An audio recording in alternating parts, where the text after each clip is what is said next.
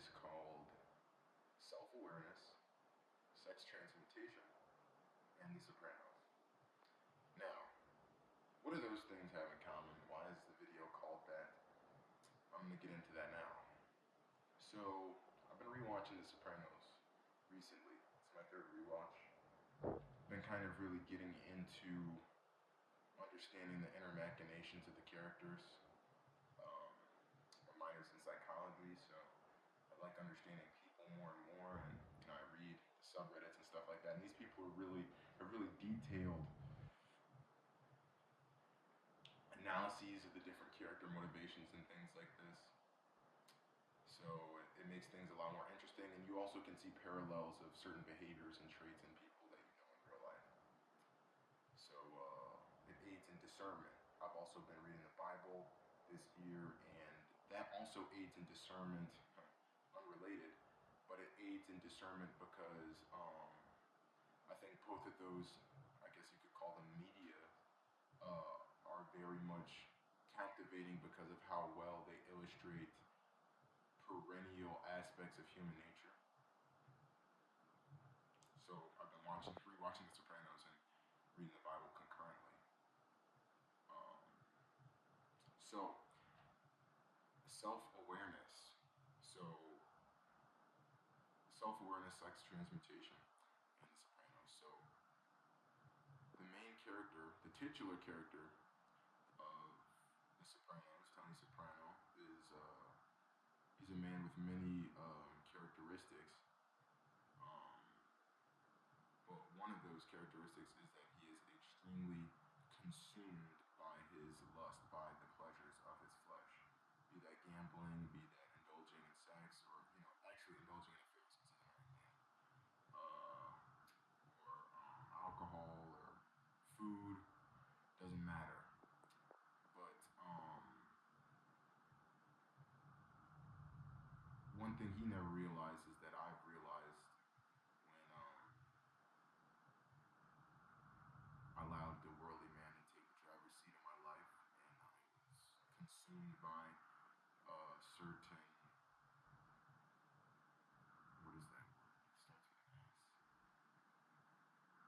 S. Things of, worldly things that I just mentioned.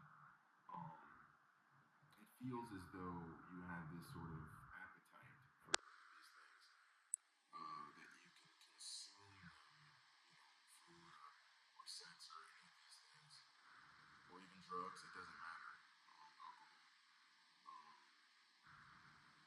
Consuming these things, it's never enough. It's like a bottomless black hole. That's also what Tony's mother is described as, anyway.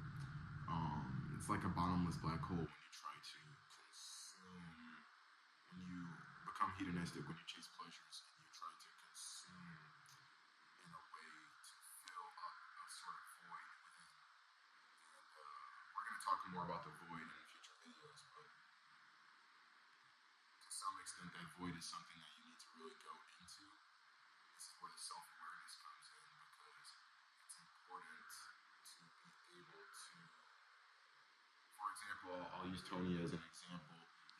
Throughout the series in his therapy, he begins to become more self-aware, not really to the point of changing behaviors for the most part, but he becomes more self-aware, and he becomes more self-aware by looking back, actually, at different events in his life that he had subconsciously repressed. And we can talk about how Tony could also represent mainstream America, and how mainstream America subconsciously represses their own fears about the grotesque history of this nation. But we're not going to go into that right now. I'm not going to get very political. But that sense of awareness, right, for Tony, when he looks back on his life, the purpose of these memories, it gives him an insight into who he has become, right? But it doesn't really give him the ability to see who he is in totality, because of certain things he avoids. And there's a lack of self-awareness. And also the thing about self-awareness is If you're consumed by vices, it's hard to be aware of yourself because the totality of yourself is not there because you're too busy trying to escape certain parts of it. So this is why I believe, matter of fact, I know sex transmutation is so important and such a powerful practice because no longer are you consumed by certain things. Naturally, temptations and vices will always be present, but you can choose to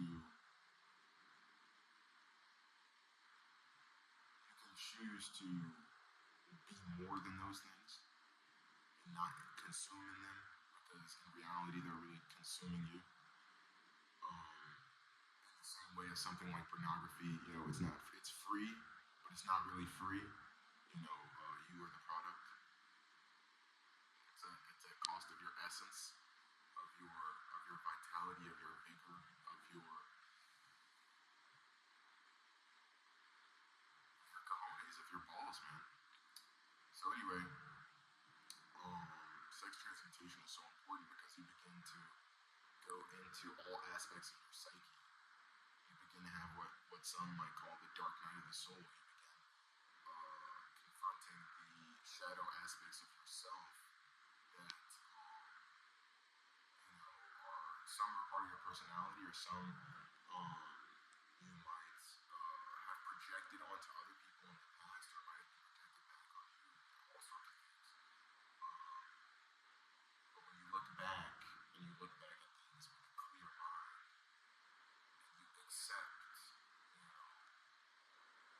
you accept who you are, you accept everything in your life, and you make a decision to be better, that is where true self-awareness comes, and that's where you can really transmute the pain that you've gone through. Be it, I've been through a number of traumatic experiences in my life, and actually, I was looking back at my life through my images, through my camera roll. I had a series of traumatic experiences in a sequence, but it was when I began seeking God and seeking truth, and I began abstaining abstaining from frivolous encounters, that I was able to transmute that energy and that pain into something beautiful. And but I allowed me to think that that was all me. My ego got in the way when I did transmute it into something, that beautiful thing. I allowed that to go to my head and think it was all me, and then I could just do whatever I wanted. And that's not the case. A man has to have a set of principles. A man has to have a code. And when you're consumed by vices, it doesn't matter what the vice is.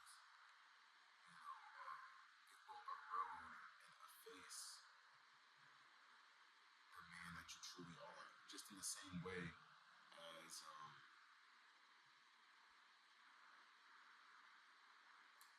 I believe it says in the Bible something to the effect of, Jesus actually says something to the effect of, there's not anything coming into a man that can defile him, but it is his own heart that defiles him.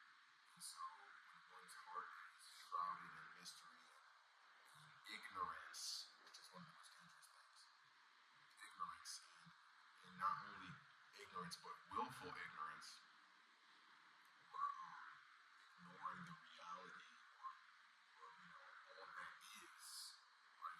Because we try to escape all that is within, and when we try to escape all that is within, we also try to escape all that is around us, because it just becomes, we can't accept certain things. We have to accept certain things about the world, about ourselves. This is a challenge, because there's darkness in ourselves, and there's darkness in the world.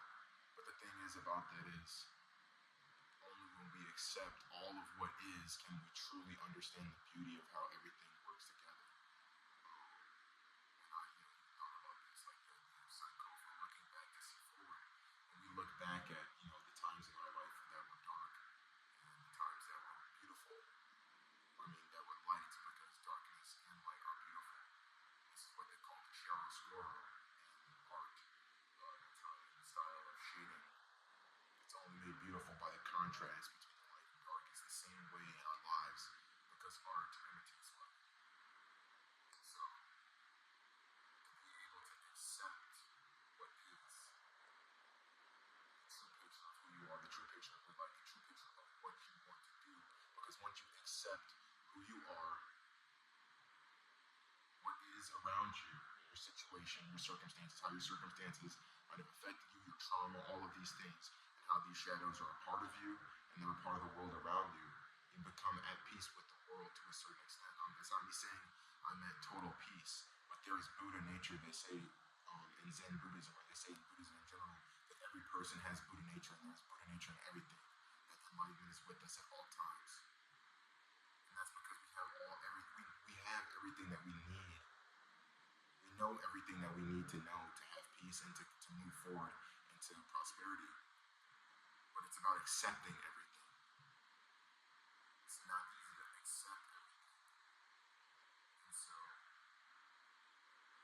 when you begin to detach from the ego to a certain extent, when you abstain or you begin transmuting your sexual energy,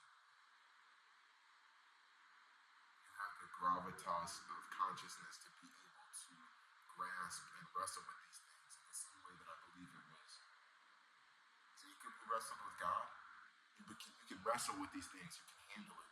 You can handle, like I kind of take that thing as like Jacob wrestling with God. I believe it was Jacob, as like him coming to terms with the reality of who God is. You know, God destroyed the world at one point. You know, but that's part of the beauty of the story. That's part of the beauty of the Bible, about the beauty of the Scripture. You know what I mean?